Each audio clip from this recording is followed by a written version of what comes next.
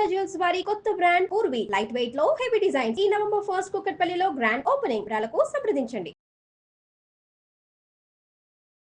నమస్తే రమగారు. నమస్తే జయ. రమగారు, మనకు కార్తీకంలోనే క్షీరాబ్ది ద్వాదశి వస్తుంది, అంటే తులసి కళ్యాణం చేస్తాము. అలానే కార్తీక మాసం అంతా కూడాను చాలా మందికి తులసి దగ్గర దీపం పెట్టుకునే అలవాటు ఉంటుంది కదండి. చాలా విశేషంగా ప్రతిరోజు చేసే పూజా విధానం అయితే ప్రత్యేకంగా చేస్తాము ఈ కార్తీకంలో కదా. తులసి యొక్క విశిష్టత, ఈ క్షీరాబ్ది కళ్యాణం, ఇవి వీటి విశిష్టతలు ఏంటి రమగారు? మామూలుగా 2 ఏకాదశులు వస్తాయి ప్రతి నెలలో కదా. అవునండి. ప్రతి నెలలో వచ్చే 2 ఏకాదశులకి జనరల్గా అందరం ఉపవాసం ఉండటము, ద్వాదశి నాడు భోజనం చేయటము మనకు విధానంగా కనపడుతుంది. అయితే ఆషాఢ శుద్ధ ఏకాదశి నాడు దేవసేని ఏకాదశి అని చెప్పబడుతుంది. తొలేకాదశి అంటాం. అవును. అప్పుడు విశేషంగా సేవిస్తాం. విష్ణుమూర్తి ఆ రోజున నిద్రలోకి వెళ్తారని, ఆయన యోగ నిద్రలో ఉంటాడని ఆ రోజు నుంచి మొదలుపెట్టి 4 నెలల పాటు చాతుర్మాస్య దీక్షగా చేస్తారు. అవును, 4 నెలలు నడుస్తుంది. ఈ 4 నెలల్లో మన ఆ 4వ నెల చివరి భాగం ఇదనమాట, కార్తీకంలోని ఏకాదశి. దీన్ని ఉత్థాన ఏకాదశి అంటారు. భగవంతుడు నిద్రలేచే ఏకాదశి. ఓకే. ఈ ఏకాదశి నాడు స్వామివారు నిద్రలేస్తారు. ద్వాదశి నాడు ప్రజలందరికీ దర్శనమిస్తాడు ఆయన. అయితే ఈ రోజున తులసి ధాత్రి కళ్యాణం అని విశేషంగా చేస్తారు.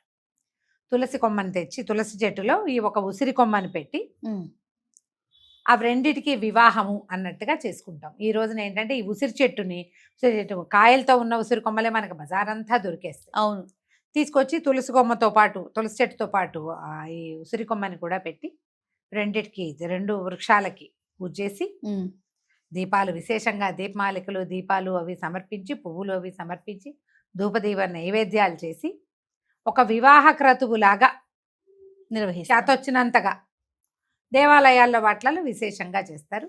ఈ నెలలో ఏంటంటే ఈ ధాత్రి తులసి, అది మన ఉసిరి తులసి రెండిటికి చాలా ప్రత్యేకమైన పూజా విధానం నడుస్తుంది కార్తీకంలో. కార్తీక నెల మొదటి నుంచి చివరి దాకా కూడా మనం తులసి పూజ చేసుకుంటాం. తులసి ముందు దీపం పెడతాం. ఈ 365 ఒత్తులు వెలిగిస్తామా పౌర్ణమికి, అప్పుడు తులసి చెట్టు సమక్షంలో వెలిగిస్తే విష్ణు సన్నిధానంలో వెలిగించినట్టే. అవును. దేవాలయానికి వెళ్ళి వెలిగించే వాళ్ళు అక్కడ వెలిగించుకుంటారు. ఆ అవకాశం లేని వాళ్ళు ఇంట్లో కూడా మన లోపల దేవుడి దగ్గర ఒక దీపారాధన చేసి, బయట పెరట్లోనూ వాకిట్లోనూ ఒక తులసమ్మ కోట ఉండి మనకి రెగ్యులర్ పూజా విధానం చేసుకునేందుకు ఒక చెట్టు ఉంటే అక్కడ గనక దీపం పెడితే విష్ణు సన్నిధానంలో దీపం పెట్టిన ఫలితం లభిస్తుంది. ఈ దేవతా వృక్షాలలో ధాత్రి కూడా, ఉసిరి చెట్టు కూడా, ఉసిరి చెట్టు చాలా ప్రత్యేకమైంది ఈ కార్తీకంలో. అవును. ఉసిరి చెట్టు మొదట్లో కూడా దీపం పెడతారు. ఉసిరి చెట్టు ఉంటే చెట్టు ప్రదక్షిణ చేసుకుంటారు.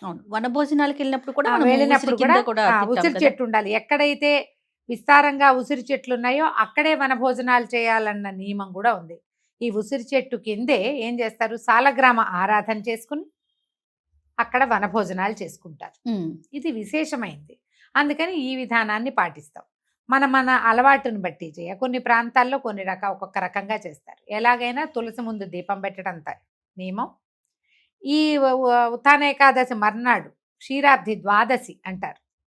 ఈ ద్వాదశి నాడు ఇది పెట్టడం. ఓకే. తప్పకుండా ఈ ఉసిరి కొమ్మని తీసుకొచ్చి, లేదా ఉసిరి చెట్టే ఉందనుకో మన దగ్గర, తులసి చెట్టును కూడా తీసుకెళ్ళి పక్కన వాడు కూర్చోబెట్టి వివాహం చేస్తాం.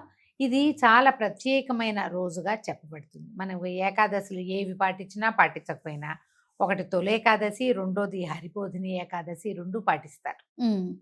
కార్తీకంలో ఇప్పుడు మనం ఉపవాసాలు ఉండవలసిన రోజులు కదా. అవునండి. ఈ 2 ఏకాదశులు వస్తాయి కదా.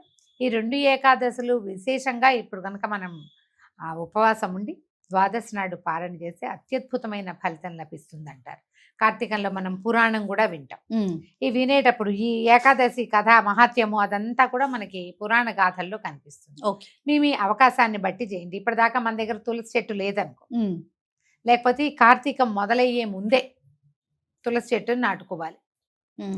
కార్తీకంలో తులసి చెట్లు పెరగకూడదు, తీయకూడదు. అదే కష్టం వస్తుంది అనమాట. పూజింపదగిన రోజులు కాబట్టి ముందే తెచ్చి పెట్టేసుకోవాలి. ఎవరికైనా తులసి చెట్టు దానం చేయటం చాలా మంచిది. ఇప్పుడంటే పెక్కకూడదు కదా, ఎట్లా దానం చేస్తాం, ఇది ఒక పాయింట్ వస్తుంది. మనం ముందే ఏదైనా చిన్న చిన్న కుండీలలో డబ్బాలలో వేసి పెట్టామనుకో చక్కగా మొక్క ఇంత అవుతుంది. ఈ రోజున పూజ చేసుకుని చక్కగా అందరికి తలా ఒక తులసి మొక్క ఇవ్వండి, అబ్బో అత్యద్భుతమైన దానం. వాళ్ళు ఆ కుండితో సహా తీసుకెళ్లి పెట్టుకుంటారు. అవును. దీని పీకుడు పెట్టుడు కాదు, చక్కగా ఎలా ఉన్నది అలాగే తీసుకెళ్లి అట్లాగే స్థాపించుకుంటారు. తర్వాత కుదిరినప్పుడు మట్లో ఎక్కడో చోట తవ్వి పెట్టుకుంటారు. అది బాగా ఇంత మొక్క అయ్యేదాకా పర్వాలేదు కదా. తులసి ప్రత్యేకమైన చెట్టు. ఈ కాలంలో ఏంటంటే ఈ సీజన్లో, ఇప్పుడు చలికాలం కదా, ఇలాంటప్పుడు తులసి యొక్క స్పర్శ అవి మనకి ఆరోగ్యాన్ని ఇస్తాయి. అవును.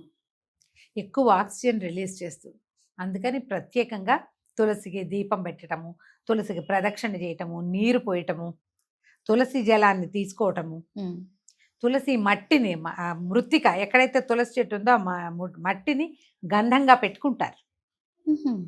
అది చాలా విశేషమైంది. ఈ తులసి మొదట్లో ఉన్న మన్నుతోటి ఒళ్ళు తోముకుని స్నానం కూడా చేస్తారు కార్తీకంలో. బావి దగ్గర స్నానాలు చేస్తారు కదా, బావి కుప్ప తటాకలు ఏవైనా పనికి వస్తాయిగా. ఆ తులసి చెట్టు కింద ఉన్న మట్టిని తీసుకుని దాంతో ఒళ్ళు తోముకుని నీళ్లు పోసుకుంటారు. విశేషమైంది అది. మీకు ఏ ఏ అవకాశాలు ఉంటే అవి చేస్తాము. అవేమీ లేవు, దండం పెట్టుకోండి హాయిగా చక్కగా. మీ వాకిట్లో తులసి చెట్టు ఉంటే రోజు కాసి నీళ్ళు పోసి ఒక దండం పెట్టండి, ఒక అగరబత్తి చూపించండి. దీపం పెడితే కుదురుతుంది, కుదరదు. అక్కడ గాలి బాగా ఉందనుకో దీపం ఆగదు. ఇంట్లో అవకాశం ఉంటే కనుక పెట్టుకోవటం. ధూపం చూపించడం, ఒక చిటికెడు పసుపు కుంకుమ వేయటం, ఓ పువ్వు పెట్టడం, ఒక దండం పెట్టుకోవటం, ఇలాంటిది విశేషమైన సేవ, చాలా మంచిది. మనము ఈ కార్తీకంలో 2వ ఏకాదశిని అంత శ్రద్ధగా చెయ్యరు, కానీ మొదటి ఏకాదశిని అందరూ బాగా శ్రద్ధగా చేసుకుంటారు. ఎందుకంటే ఇది ప్రత్యేకమైనది, హరిబోధిని కాబట్టి. ఆయన నిద్రలేస్తాడు కదా, హరిబోధిని ఉత్థాన ఏకాదశి 2 పేర్లు ఉన్నాయి. అవును. ఈ రోజు లేస్తాడు కాబట్టి స్వామివారిని సేవించుకునే అవకాశం కూడా లభిస్తుంది. కాబట్టి తప్పకుండా ఈ తులసి ధాత్రి కళ్యాణ విధిని నిర్వహించుకోండి. కార్తీక పురాణాన్ని శ్రద్ధగా వినండి. అలానే ఇప్పుడు 365 ఒత్తులు కూడా కొంతమంది తులసి ముందే వెలిగించుకుంటారు. అవునవును. దేవుడి ముందు కొంతమంది తులసి ముందు, లేదా ఆలయాలకి వెళ్ళి కూడా చేస్తారు. మన అవకాశాన్ని బట్టి, మన సమయాన్ని బట్టి, అలవాటుని బట్టి, అవకాశాన్ని బట్టి మనం ఇంట్లో, వాకిట్లో, లేదా దేవాలయంలో ఎక్కడ కావాలంటే అక్కడ, నదీ తీరాలకి వెళ్ళి వెలిగించుకునే వాళ్ళు కూడా కనపడతారు. మన అవకాశాన్ని బట్టి చేసుకోవచ్చు, ఎట్లా కావాలంటే అట్లా. తప్పకుండా రమ్మగారు. నమస్తే. నమస్తే జయ.